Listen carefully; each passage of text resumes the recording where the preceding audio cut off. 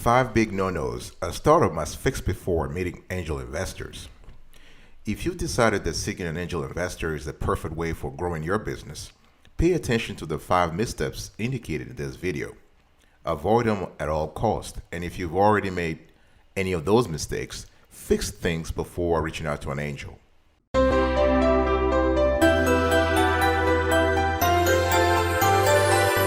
Welcome back, folks, to another edition of Sweaty Kiwi. I hope you are doing fantastic and wonderful. I'm doing fantastic. I hope you are doing great. And if you are doing as wonderful as I am, go grab a cup of coffee or tea or Today we want to talk about the wonderful world of angel investors, startup management, and all the ancillary topics, particularly the 5 big blunders that a startup must fix before meeting or reaching out to angel investors. The first one is ignoring what an angel investor is and does. Before I really get into the nitty-gritty, I want to give a big shout out to all our fans in the United States and Canada and beyond. We want to say particular thank you for all our audience in Africa, in Nigeria, in Angola, in Kenya, in Latin America, Brazil, and Asia, Japan, and South Korea.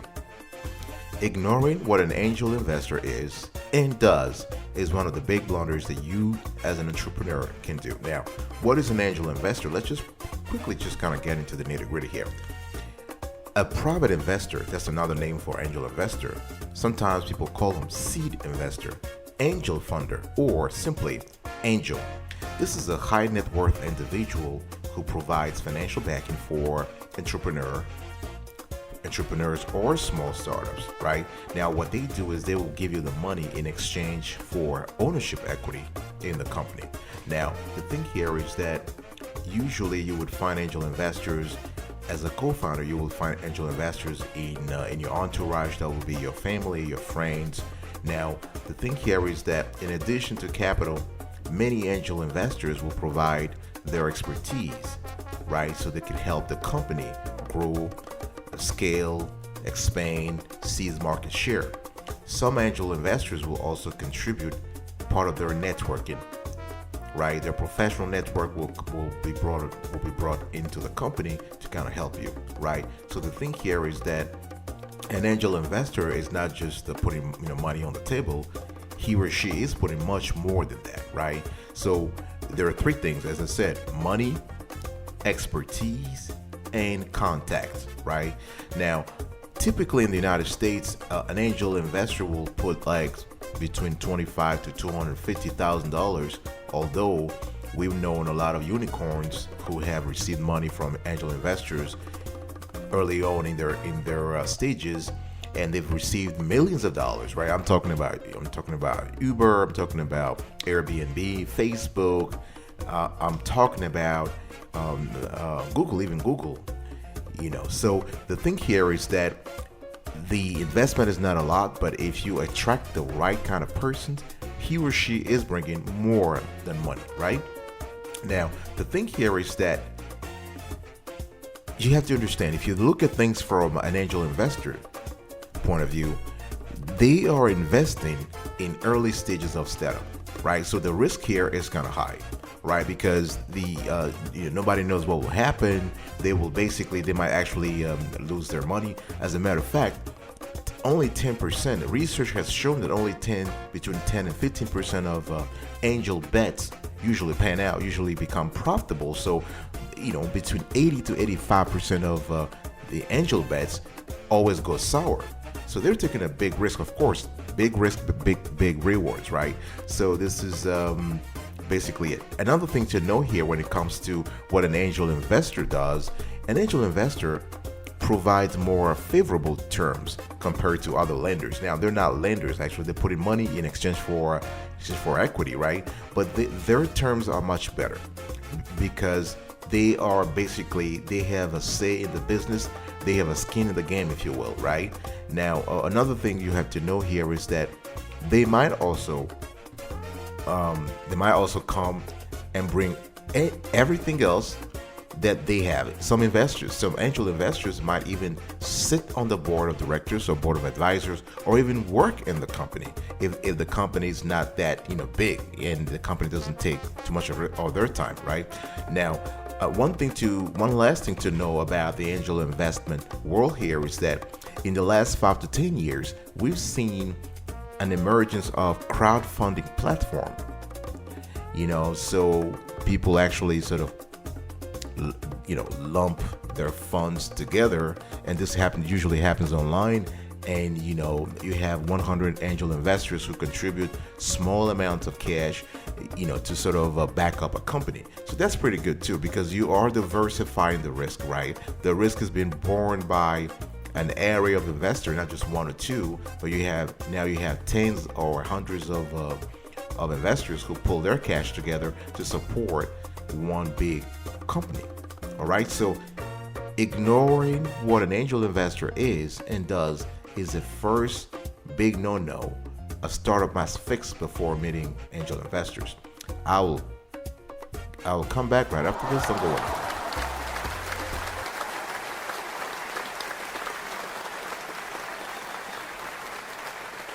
Welcome back, folks, to another edition of Sweetie Kiwi. We are still continuing our conversation around angel investors and what startup owners must know before reaching out to them, right?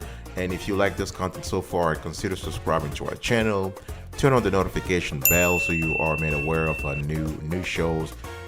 You like this content, share, comment below. Let us know your experience when it comes to angel investments. Are you an angel investor yourself, or have you received funding from an angel investor? We just want to know the whole thing. The second mistake that a startup owner can do, and that's a big one, not having a lawyer on board. Now, this is very important. Of course, if you have a startup, cash is tight, right? You have to think about a lot of stuff. You have to pay folks, you have to pay suppliers, you have to seek customers, and you're thinking, wow, getting legal representation is a waste of money. That's a big mistake. All right, so you need to have a lawyer on board for several reasons. The thing here is that you want to have not just any kind of lawyer, you want to have an experienced lawyer to guide you through the process, help you finalize the deal, and handle any SEC requirements. Why are we talking about the SEC here? The Securities and Exchange Commission, the United States Securities and Exchange Commission, can be part of your process if later on you want to file an IPO, an initial public offering. So it's always better to get the right lawyers, the right legislators, the right people on board from the get-go. All right. Now, the lawyer can help you with several things. I'm talking incorporation, right? Kind of help you choose the right company structure, the legal structure of the company. Now, speaking of company structure, you want to think about forming a Delaware C Corp. Now, of course, folks, we have a quick disclaimer here. This show is not about providing legal advice. We're not in that business. This is a general information show that, gives you a couple of ideas out there, and it's up to you based on your particular situation and your particular company to find out what works for you, right? So research has shown that a lot of most startups in the United States form a Delaware C Corp, and this is the kind of legal structure that is very popular with venture capital firms, private equity firms, angel investors, and there are a lot of reasons. The thing here is that Delaware has a very favorable legal environment when it comes to startups, when it comes to companies in general, right? I mean, how many big banks in the States have their headquarters or their headquarters in Delaware. Now, of course, not the physical headquarters, right? It's more the legal headquarters, if you will, right? So you can actually, and the lawyer can help you in terms of choosing the right legal structure. So Delaware is also pretty good in terms of things like partnership agreements, protecting your idea. I'll talk later on about intellectual property, employment issues, and that kind of stuff. All right, so this is very important. Now, so a lawyer can help you file the patents that are needed with the United States Patent and Trademarks Office, the PTO. You also want to have a lawyer on board for other stuff, For instance, you want to make sure that your brand's identity is protected, right? You with a good lawyer, you can navigate the regulatory environment. This is very important. I spoke earlier about the SEC, but there are other regulators you need to worry about depending upon your industry. Particularly, for instance, if you are going to be in the pharmaceutical industry, you want to deal with the FDA. You want to have a lawyer who is versed in the FDA subtleties, right? You also want to have a lawyer if you have to issue stock to co-founders to finance your business. And another thing that's critical also is that if you're going to have a website anyway, if you're a startup, and you want to have a lawyer who can help you generate the website documents and deal with data privacy issues, right? This is critical, folks, especially if you're dealing with if you are dealing with children, for instance, right? In the last few years, legislation has become tighter and tighter around, children's issues. So we have things like COPA, and you want to make sure that you have a lawyer on board. Now, the thing here is that having a lawyer is critical. I already said that, because there are some legal risks that are faced by a typical startup. For instance, if you don't have the proper license, if you don't have a founder's agreement, if you ignore applicable tax laws, if you have the incorrect legal structure for the business, right? You haven't properly documented the sale of shares, or you use generic content for website privacy policy. I've seen this a lot. A lot of websites just copy and paste other people's privacy policy, but you got to customize that, which is why you need to have a lawyer write those things for you. If you don't have any legal protection for your intellectual property asset, you could be sued. Another thing where, as a startup, you might face a legal risk is if there is no employee agreement or contract, right? Those things can come later on and bite you, because you just need one little problem for the whole thing to be triggered off, for the whole thing to just like blow up, right? So you want to have a lawyer review each process of the operational value chain that you're creating. You want to have a lawyer review all documents you have to sign, and most importantly, when dealing with all relevant stakeholders. I'm talking here regulators, suppliers, customers, and employees. I'll be right back right after this. Don't go anywhere.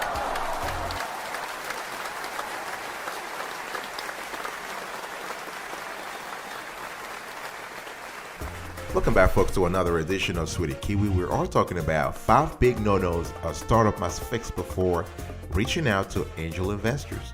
In the first 2 sections, I define what an angel investor is and does, and I also talk to you about why it's important to have a lawyer on board.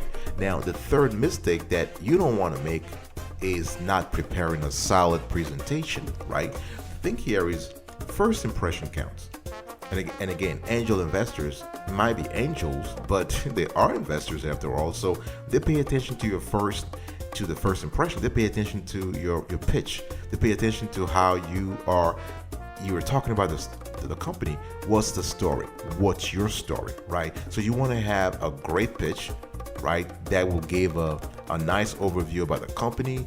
You want to find a very captivating title. You just want to be able to talk about the company in 1 or 2 minutes. Of course, the pitch might be 12 slides or 15 slides, but you need to have this pitch, this 1 line or 2 lines that basically summarizes your company, right? Now, besides the pitch, you want to think about things like the business plan, right? So make sure you have a solid executive summary, a solid detail around your business, your plans, and your finances. Again, make sure you want to prioritize quality over quantity, right? Nobody wants to sit around and just listen to you over 30 slides or 50 slides for that matter. Bring things down to 12 or 15. That's a sweet spot that you want to go to, all right? Another thing you want to basically think about is that you would have to sign a non-disclosure agreement, right? Because you want the angel investor to sign that. Why? Because here is an investor who has a lot of money, right? And he or she listens to hundreds of pitches all year long. The last thing you want is your idea to be stolen by somebody else. I'm not saying that the investor will sell your idea to somebody else, but things happen. You never know. So you want your angel investor to sign an NDA. Another thing you need to know is which operational phase your business is in, right? Because angel investors are pretty much flexible. They're more flexible than venture capitalists, because venture capitalists and private equity firms want the business to have a little more operational history before investing. Angel investors are called angel for a reason, right? They're flexible. But you gotta know which phase you're in. Are you in early stage? Are you in, not start selling, start expanding, but you are beyond the early stage, right? Whatever it is, you need to know, and you need to be able to say that very clearly to the investor, right? Early stage, later stage, whatever stage you're in, know your business phase, all right? Now, another thing you want to pay attention to is your valuation and cap table. Again, here in the presentation, you need to have proper valuation. Now, there are gazillions ways to value a company, but you want to stick to whatever method you choose. Make sure it is customary in the industry you're in. Make sure it is backed up by solid data, and make sure that the data was prepared by experts, right? So you want to determine your valuation and cap table. And the thing here is that, of course, a lot of founders will always want to value or overvalue their company, and to say their companies are worth millions of hundreds of millions of dollars, even though in reality the company is still losing money. So the idea here is to be realistic, all right? And another thing here is that you want to set a budget. Setting a budget and talking about that budget in your presentation is very important, because it allows the investor, the angel investor, to know, okay, here is a team, here is a founder team who is very mindful of expenses, mindful of cost, and is really thinking about how to run the ship properly. Okay, the thing here is that if you have a proper budget, this prevents you from diluting your ownership and leaves shares available for when you really need to raise capital. All right, this is very important. And another thing that you also want to pay attention to here is you want to have some story to tell. I think I already talked about that, but you want to find success. You want to find a past success to build on. You want to say, for instance,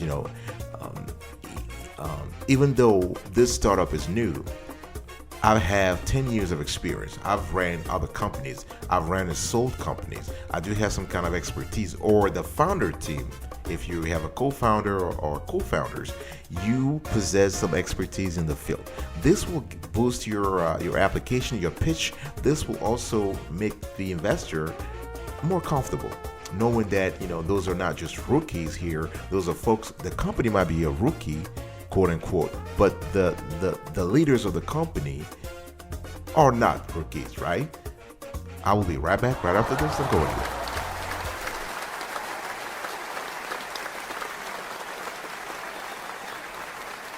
Welcome back, folks, to another edition of Sweetie Kiwi. We're still continuing our conversation. If you just joined the show, please consider commenting below. Let us know what you think about the topic. Let us know about if you have had some experience with angel investors. We want to know everything. And comment below, share this content, like, and most importantly, subscribe to the channel so we can give you shout outs. We usually give shout outs on all our shows, and we'll give you a shout out, and turn on the notification bell so you receive information whenever we drop it. Now, number four, the number four big mistake you should avoid: not having a clear fundraising strategy. Now, when it comes to raising money for a startup, you have several options, right? You can sell equity, so that means that you give a portion of the ownership of your business to others. You can get a loan. So a loan is more, a loan can be can be hybrid or just pure loan. If it's hybrid, it means that it becomes convertible. So the debt becomes convertible into equity at some point in time.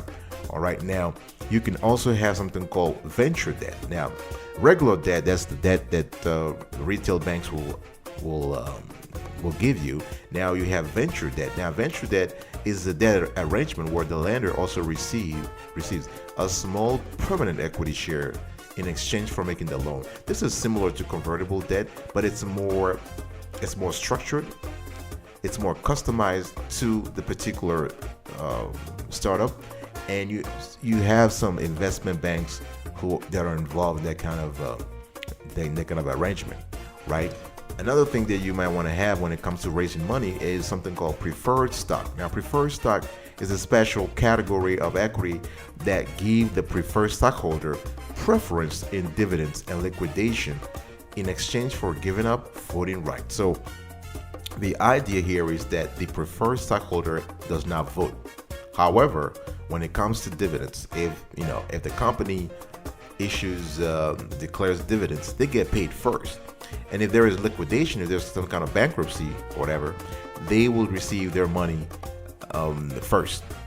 All right, so this is also important. Now, another thing you want to pay attention to is that when it comes to a fundraising strategy, you need to know that you can raise money not only from the specific angel investor you're talking to at the moment, but you can also raise cash from their network. So you have some kind of angel investor networks, because those angels, they would rather operate in networks instead of acting individually, right? It makes sense. Again, you don't want to put all your eggs in the same basket, so they would rather sort of pull their cash and invest, I would say, together in a particular target, in a particular startup. So you might want to tap into their network also. There are also something called archangels. Now, archangels are usually successful angel investors with large capital pools. All right, they would, if they were to invest in your company, for instance, they'll take the lead in investments. And the thing is that they are so big, they have a team of in-house advisors that helps them select companies and run the day-to-day operations. So, and that's pretty good, because as a startup, as I was saying earlier, you not only get cash, but you also get the expertise, and most importantly, the network, the contacts, right? Remember, you can also raise money from your friends and family, right? So this is also important when it comes to that. You also have crowdfunding, as I told you before. You have platforms as diverse as Kickstarter or Indiegogo that allow you to raise money. So you actually just appealing to the general population and asking them to fund your business in exchange for shares, right? So that's what I wanted to say about a clear fundraising strategy. Before I go on this one, I just want to know that, remember, you can always raise additional funds. Companies have several rounds of funding. So if you don't get everything you need the first round, just be patient. If an investor gives you 1 million and you ask for 10 or 100 and they only give you 2 or 3, be patient. They're just testing the waters. They want to see exactly how you use the money, how you are able to allocate the cash. So you can raise money within as many rounds as possible. All right, I'll be back right after this.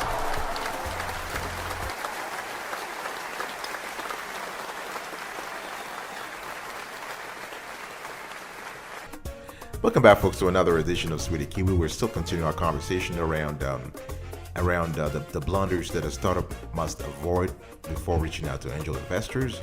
And the number 5 is not understanding how angel investors work. This is very important. Now, an angel investor usually will show you a term sheet that covers far more than the amount invested and the ownership share received in return. Right, and one thing they always pay attention to, they always include in that term sheet is something called anti-dilution clause. Now, that clause keeps the angel share from being diluted by additional stock sales. right? Sometimes you also see in the term sheet, and again, the term sheet is a sheet where all the terms, all the conditions for them coming into your company, for them giving you money, all the conditions that you have to abide by, right? So they would also put something called liquidation provision, and that provision gives the angel investors priority right to the company's asset in the event it goes out of business. So they're not really, they're just trying to cover their back too, right? You might see other plans on the term sheet, things like board seats, veto rights, liquidation preference. I already talked about that. Founder vesting and revesting. We'll have an entire show on that one, so I'm not going too deep here. Voting rights and information rights. All right. 3 other things that are also critical when it comes to angel investors that you need to know when you want to work with them and how they work. There is something to pay attention to, and that's called the due diligence process. This is very important. Think about it as just a background check for your company. They're just digging just to make sure that everything is fine, everything is clear, that they can actually get into the business and fund you. So a due diligence process, it's usually a detailed review of your company's financial records, operational records, and legal records to verify the information you gave in your pitch is accurate. Just to ascertain that info is clear, is accurate. So this is something you have to pay attention to, which is why, again, you need to have a lawyer, because those things have to be prepared beforehand. You got to have them ready before you deliver the pitch, not after, because the investor, you might lose the investor. They don't have time to wait for you, so you got to have those things ready. The one other thing you have to pay attention to is an exit plan, right? So investors bring money into your company, they just fund you, and they need to have an exit plan. An exit plan can be an IPO, an initial public offering, so you list the company's stock on a public exchange so that the investor can sell their shares and make their money and get out of the business if they want to. You can have a private sale. You can have a merger. The company can be acquired, so you have an acquisition. So all those things are things you need to put in the exit plan so that the angel investor can read it and see if he or she is comfortable with that, right? So as I said, 3 things, right? The third and last thing here is that you need to specify how you plan to scale, because an angel investor will want to know your plan to grow so that his or her money is put to good use, right? If you spend all the money on marketing or R&D or I don't know, on compliance instead of acquiring customers, then the investor might be a little reluctant to give you the cash, right? So you want to really think about that. So the 3 things, like I said, you have exit plan, due diligence, and your scaling plan, right? I'll be right back right after this, and we'll wrap up today's show. Thank you.